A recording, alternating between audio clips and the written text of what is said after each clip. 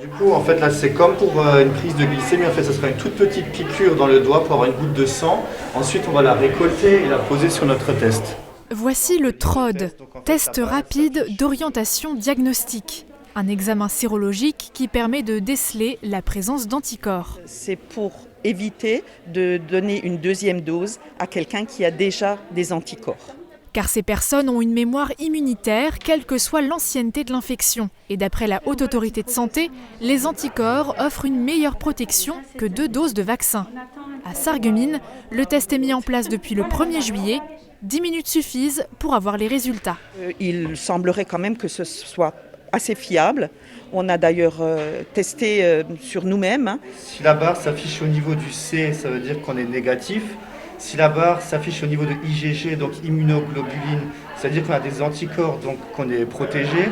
Et les IgM, c'est les plus récents, en fait, ça voudrait dire qu'on est la maladie récente ou en cours, en fait. En cas de test positif, le second rendez-vous de vaccination est annulé.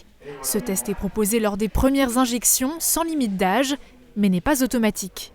On a des personnes qui arrivent et qui savent qu'elles ont eu Covid, donc là, c'est qu'une dose. Et il y a les autres qui ont fait un test sérologique dans la semaine ou dans les 15 jours qui précèdent. Il est surtout proposé à ceux qui ne savent pas s'ils ont été touchés.